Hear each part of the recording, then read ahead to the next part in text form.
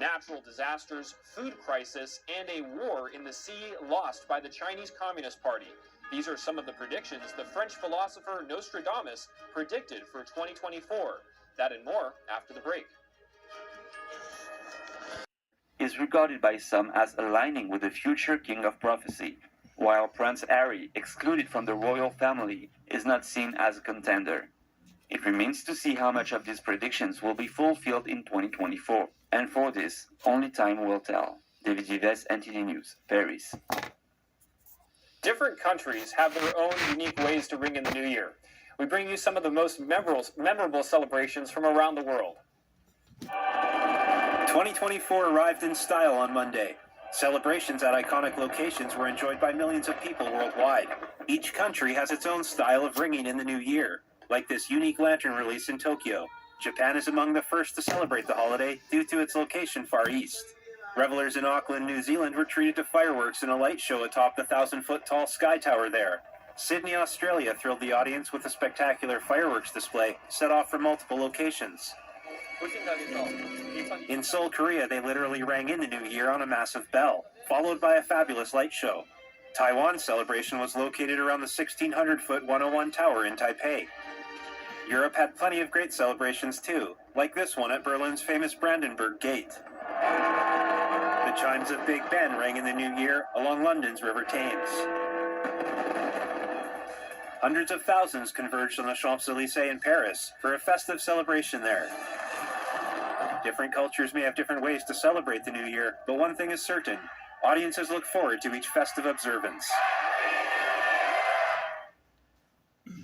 Another New Year tradition to tell you about from my home state of California.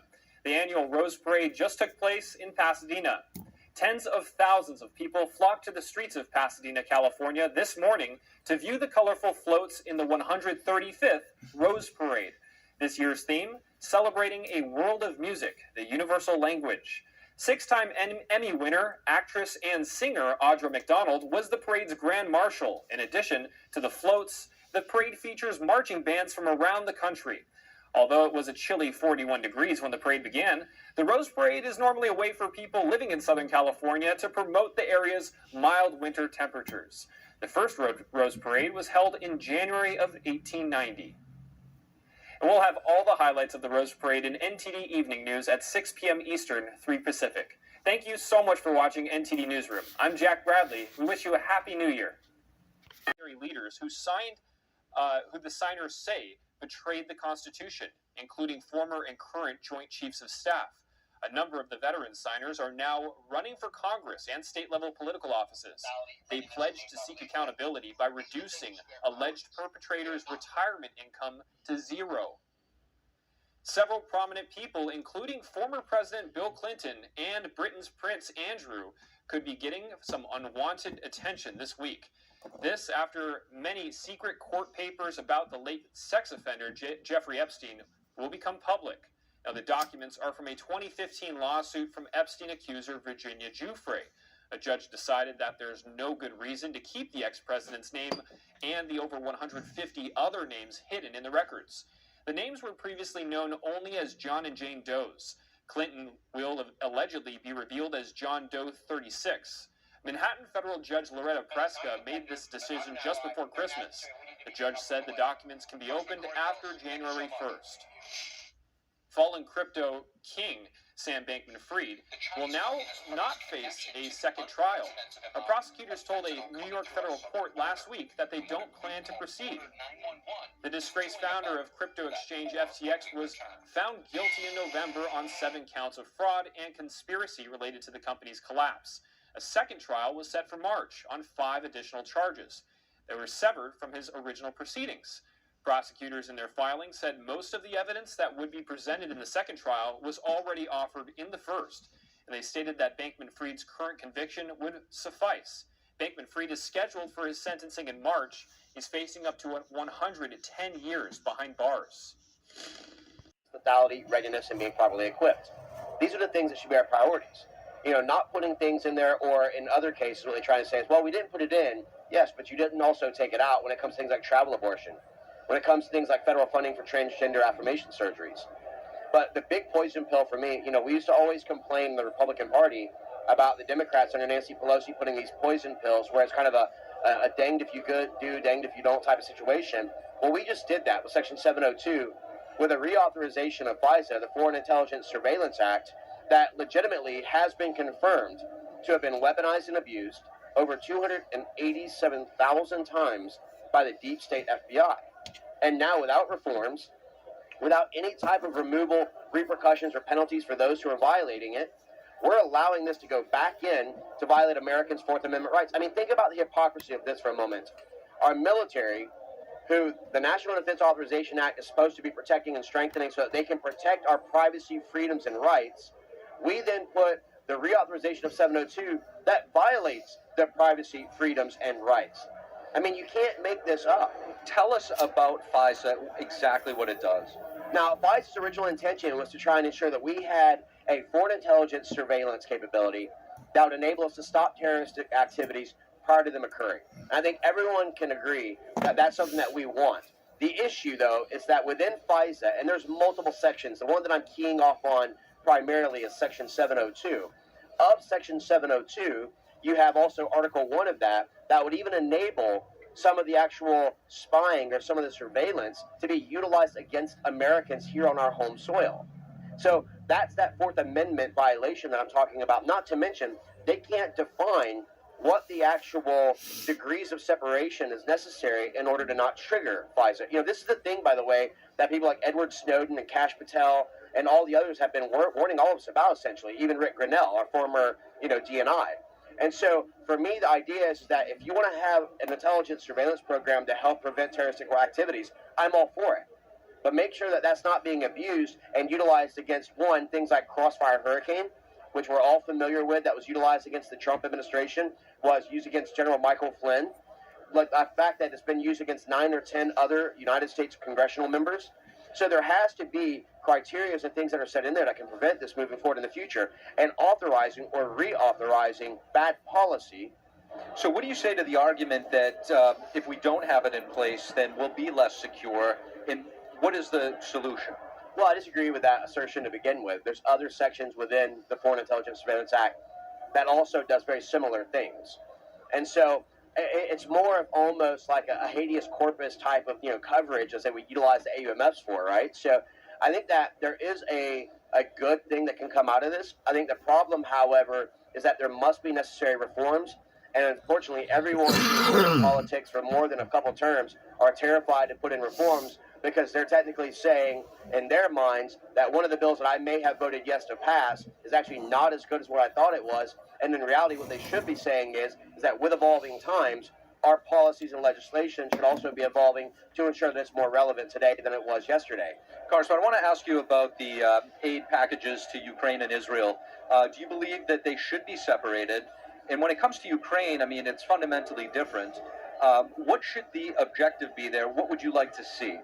Well, absolutely, it needs to be separated. Those are not the same thing. When you talk about Ukraine, we've handled that wrong from the very beginning. Whenever, in 2014, we had Russia coming into Donetsk or coming into Luhansk, we should have actually been utilizing, whether it has teeth on it or not, for any type of penalties, the 94 Budapest Memorandum, which was a nuclear non-proliferation agreement that was signed by Ukraine, the Federation of Russia, UK, Northern Ireland, and the United States. We could have levied that to ensure that we got international support. But the problem is that you have people who have been in office for 20 and 30 and even 40 years who still think that we need to treat everything like the 1980s Cold War, that we have to try and be interventionists in the world's police, and that everything must be in kinetic warfare, not understanding the economic resource, cyber-based warfare that we're now currently in. And so Ukraine has been handled poorly from the very beginning. It was never a war that I thought Ukraine could win. It was one that I thought that we should be pushing more of the type of a peace treaty and agreement, utilizing international pressures, utilizing additional sanctions, looking at diplomatic isolation. But we continue to try and fund this at the tune of $114 billion when the U.S. is actually facing economic collapse with our own overspending at $34 trillion. When you talk about Israel, on the other hand, what we did differently is that instead of taking new taxpayer money and allocating that over for increased spending, what we actually did was we said, hey, you know what? Joe Biden and the weaponized IRS that's been coming after conservatives, they're trying to get another 87,000 IRS agents in there. We're going to reallocate that funding away from that, and we're going to take 14.3 from the IRS, and we're going to give it over to Israel to be able to fight an actual terrorist organization, Hamas, who is an actual threat. And knowing that if you're a constitutionalist, we know that our Constitution is based on our Judeo-Christian beliefs. We know that it's about protection of inalienable rights. We know that Israel is one of our longest-standing partners within the Middle East that we need to be able to stand strong with. And so those are two completely separate issues. I will tell you ahead of time, I will not vote for a single penny to go to Ukraine. We've already spent $114 billion. We have no actual mission strategy whatsoever, no understanding of what our U.S. national interests are.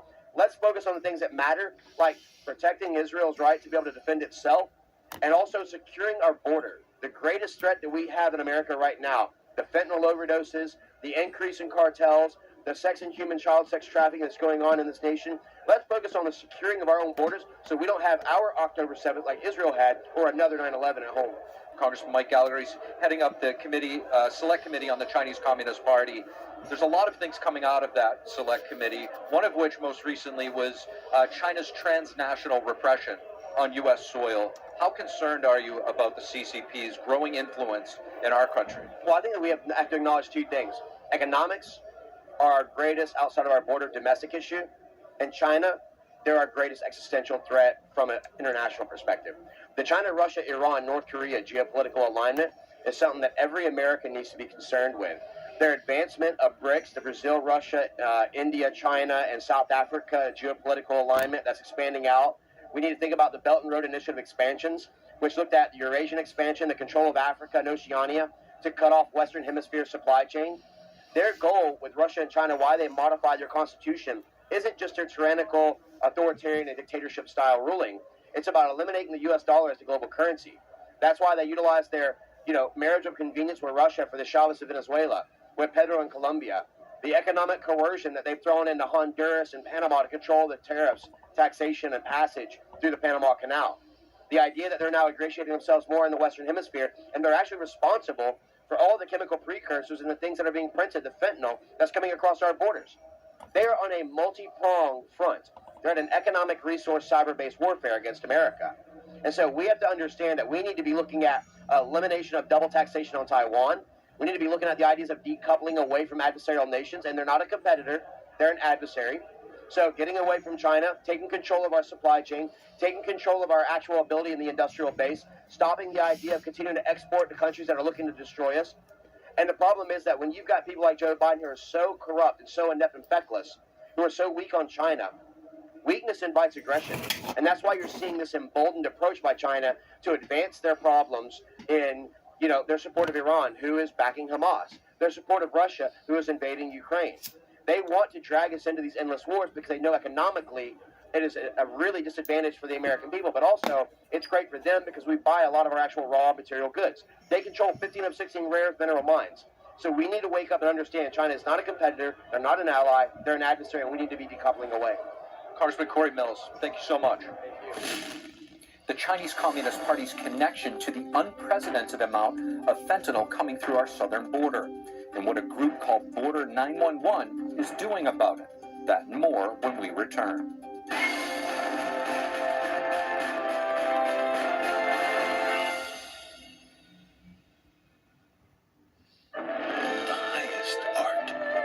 Attack on a cargo ship by Houthi rebels in the Red Sea.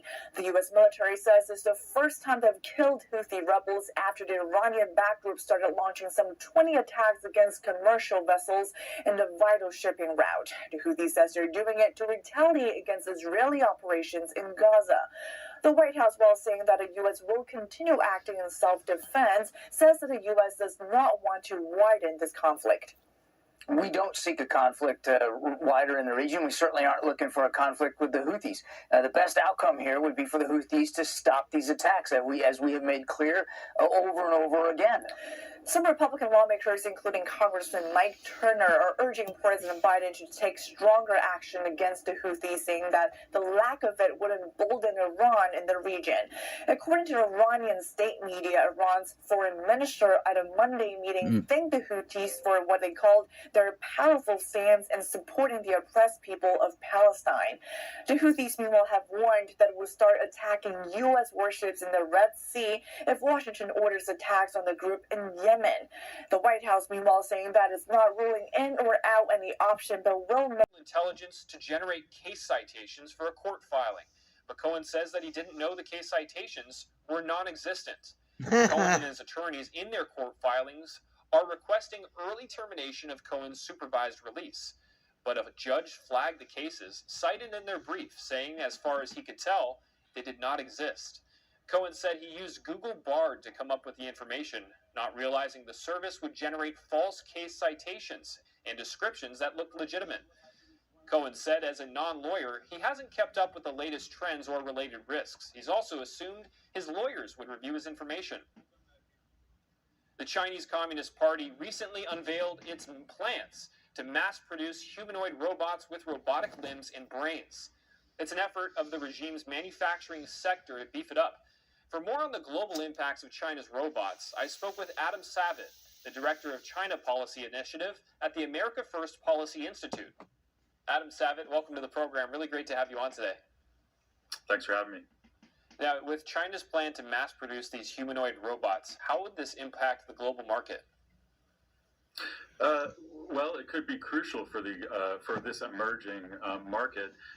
Now, automation as well as robots, as the technology develops, is absolutely unavoidable. Someone is going to take this market and run with it. That's because the working age population across the globe, especially East Asia and also parts of Europe, are declining so rapidly that they need to replace their workforce with something. But if China is the leader on this as an undemocratic authoritarian state, it will unfortunately probably give them they'll be taking the place of human beings. Standards, whether that be literally the technological standards and the fact that they would probably stay on the cutting edge as they are the pioneers, but also potentially the moral standards, which is a very scary concept, as we've shown that the regime has shown that they have few moral qualms.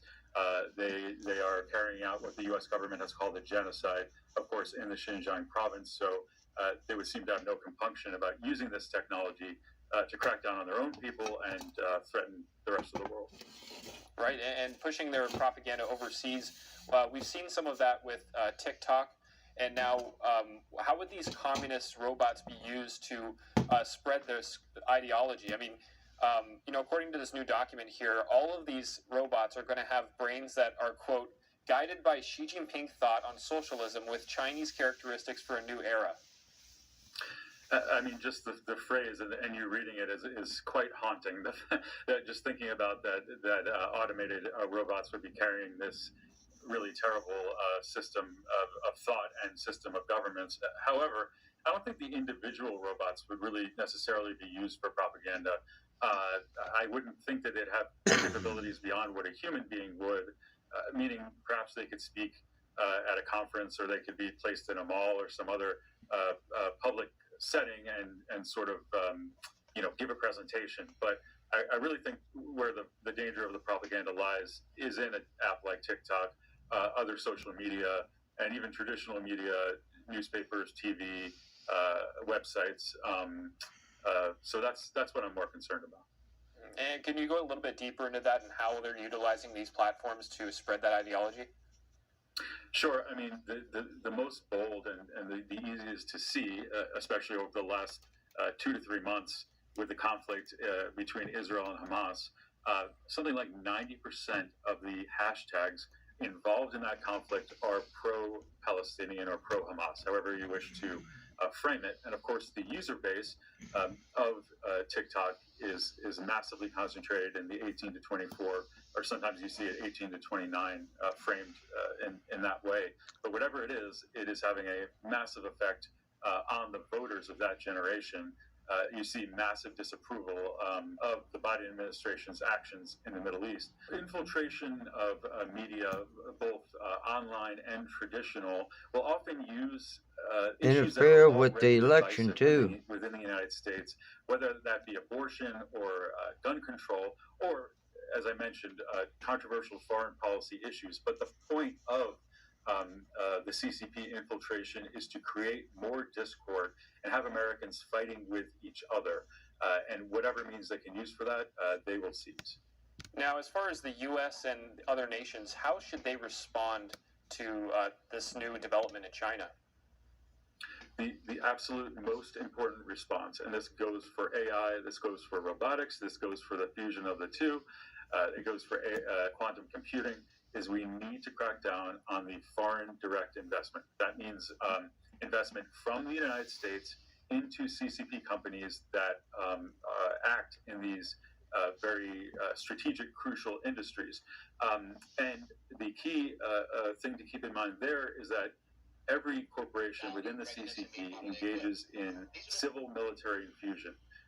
The CCP either has party members who sit on the board, or they otherwise have a very close control over all of these crucial sectors. So any investment from the United States or our allies into these high technology sectors are going to end up helping the People's Liberation Army, which is a disaster geopolitically. Adam Savitt, thank you very much for your time here. Thanks a lot. A father with a stolen gun his father had. Sacramento police say 53-year-old Arkeet Davis and his unnamed son were arrested for murder and accessory to murder. Investigators say the boy found the stolen firearm inside his father's truck. He then bragged to his friends about his father having the gun before pulling the trigger and killing another 10-year-old whose name is also being withheld. Police say Davis was not legally allowed to be in possession of a firearm. As we enter the new year, 90% of there's a it, number of new laws gun coming into violence. effect on January 1st. Idaho and Louisiana enacted legislation that will ban cross-sex surgeries and procedures for minors. On the other hand, Maryland passed protections for cross-sex procedures and will require Medicaid to cover them. Washington State and Edge. California passed laws no. that will attempt to make abortion No. procedures more accessible, including to out-of-state patients. And in Illinois, beginning today, e-cigarette smokers there can no longer smoke indoors, and that's in public facilities. It's in addition to the state ban on traditional tobacco products. Nearly half of all U.S. states will increase their minimum wage this year, and Washington will continue to have the highest minimum wage, while Hawaii will see the largest increase in minimum wage. And student loan payments may now affect how much people are able to save for retirement. A new law will allow student loan payments to boost 401ks for some workers. The percentage of American journalists who identified last decade, and that's according to a new survey by Syracuse University titled The American Journalist Under Attack. The study was based on an online survey of 1,600 U.S. journalists in various media organizations and conducted from January to April 2022.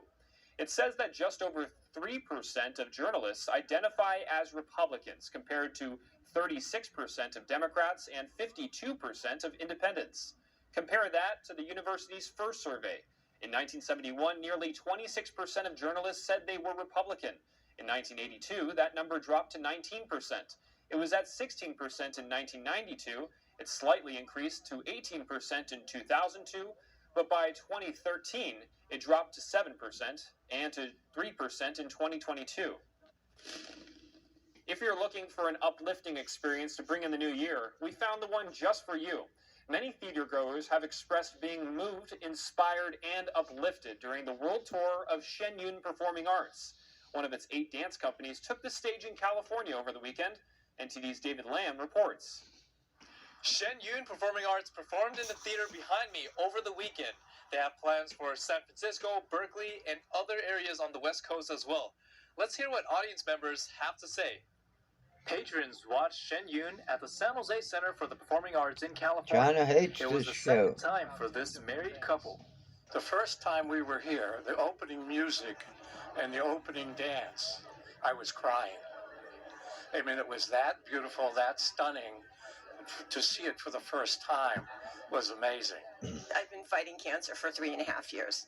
So, Shen Yun just lifts my spirits. Anyone who hasn't seen it has to come and see it because it will make your heart sing. Shen Yun's mission is to revive traditional Chinese culture and share it with the world. The New York-based company also sheds light on the ongoing persecution of faiths carried out by the Chinese government. It was compelling, and it was also educational, for me to learn more about that as well. So it was really well done and really moving. I was very emotional. I was tearing up during that piece. It was captivating in a way that I felt like I got a piece of understanding that I didn't have before. The dancing was beautiful. I've worked with ballet companies before doing choreography, and to watch the dancers tell the stories through their body movement, through the pantomiming of their actions, to bring the stories to the stage in the balcony at the back so we could all see it. I loved it. There's been some horrible experiences around the world, and I love the emphasis on kindness. If we put more kindness out, the world would be a better place. And I think that's really valuable and really important to share. David Lamb, NTD News, San Jose, California. When we come back, the IRS says millions of tax collection notices will be landing in Americans' mailboxes starting this month. In March, saying that he had broken into a home. Bellows said her home address was away for the holiday when police arrived. In an interview, she thanked law enforcement. I was prepared for the possibility of threats, and I really appreciate law enforcement and the people around me who've been incredibly supportive of my safety. And is everyone who received threatening communications. Those are unacceptable. She said in her social media post that her staff endured nonstop threatening communications designed to scare me, so a silence message. On Thursday, Bellows made a historic ruling to take Trump off the 2024 primary ballot in Maine. She ruled that Trump violated the 14th Amendment and his oath of office by engaging in an insurrection on January 6, 2021. At least one Republican lawmaker thinks Bellows should be impeached for her ruling. State Representative John Andrews, a Republican, called the decision hyperpartisanship on full display. Andrews said the state notice that he wants an impeachment proceeding. U.S. lawmakers have shown bipartisan opposition to the ruling. Democrat Jared Golden said until Trump is found guilty of the crime of insurrection, he should be allowed on the ballot. Bellows has said she followed the Constitution and the rule of law, and that no one should be threatened for doing their job. Speaking of doing their job, Governor Ron DeSantis says if he gets into the White House, he will pardon Trump. Well, I've already said that long ago. I think we got to move on as a country. At a campaign stop in Iowa on Friday, DeSantis told a reporter that divisions are just not in the country's interest. Arlene Richards, NTD News. Supreme Court Chief Justice John Roberts says AI poses a threat to the judicial system. In his end-of-the-year report yesterday, he says AI could invade a person's privacy and dehumanize the law. NTD's Arian Pastar has more. Chief Justice John Roberts on Sunday published the annual year-end report, warning of the use of AI in federal courts. He said AI can increase access to legal information for people, especially those unable to hire a lawyer. But he also sees dangers with the tech. Roberts said AI could invade a person's privacy and dehumanize the law, saying any use of AI requires caution and humility. This comes as Congress will soon examine AI's proper use in litigation. In his report, Roberts didn't discuss other ongoing topics, such as the disputes involving former President Trump